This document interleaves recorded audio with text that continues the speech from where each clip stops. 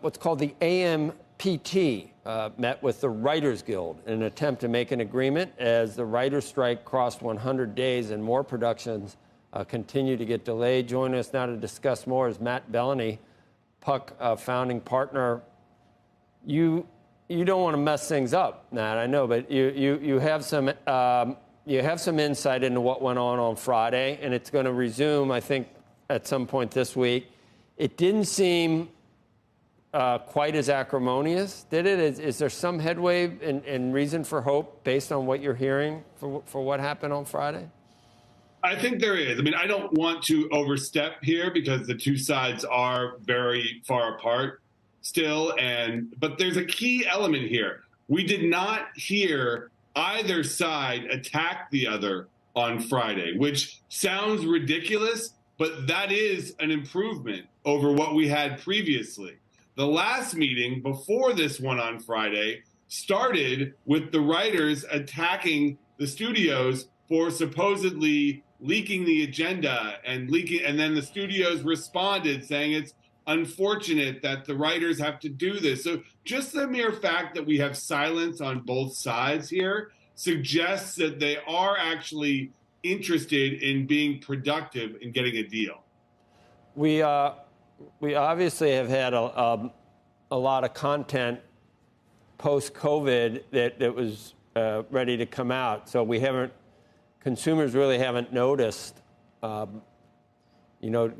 haven't the spigot didn't just close. We've had stuff in the can. How much longer is that going to be the case? Do you think, to where all of a sudden we'd go, oh my God, some pressure would be exerted by the viewing public, get this done? We're there.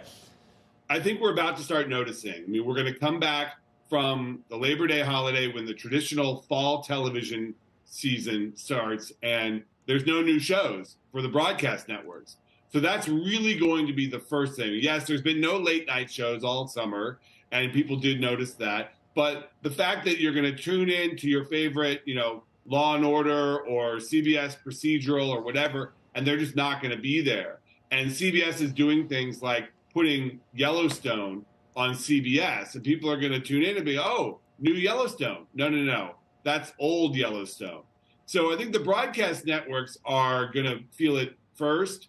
And then on streaming, it'll start to show. I mean, HBO has said that they're okay for the rest of this year, but when you get into 2024, it's very dicey. We've seen some of these services start to pace out the content. They would have premiered something in September, October. That's getting pushed a little bit just so they have this have a cushion. But I think the consumer will start to notice this stuff.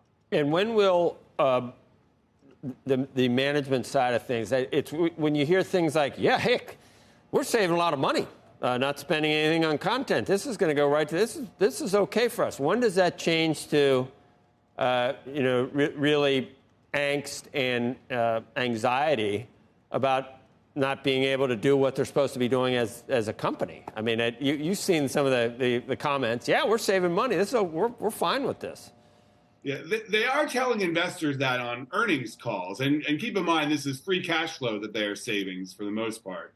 But this is, they have anxiety over this. The chief negotiator did not want to go back into talks and was told to do so by the studio bosses who felt some urgency here about getting back in a room and making a deal. So there are lots of things. The fact that the actors have refused to promote movies that are already finished is a big deal, because we've seen movies that were supposed to come out September, October. Those movies have been pushed to 2024.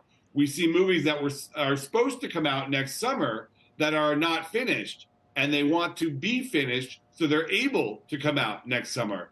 That's where the studios on the movie side are really hurting, and that's where the pressure point is. So it's not like these companies are, excited about saving money in the short term. Yeah, it looks okay on an earnings call this quarter, but they know that down the line, and Netflix even said so, it's going to be choppy coming in the next quarters, and that's what they're looking for.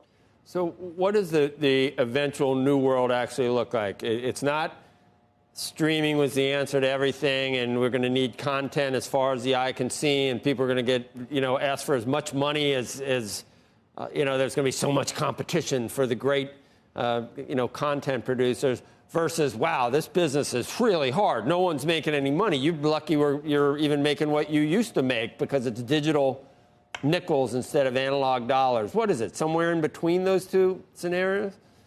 Well, you just laid out the two sides there. And I think that what the guilds, what the unions are saying is that, yeah, it's tough right now. You've got to figure out how to make money in the streaming business.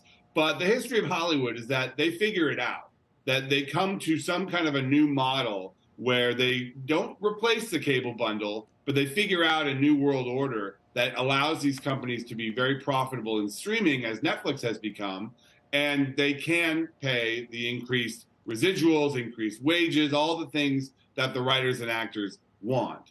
The question is, can they get there? And, you listen to these companies, it's doom and gloom a lot. But I do believe in the long term, entertainment has proven itself to be a very profitable business.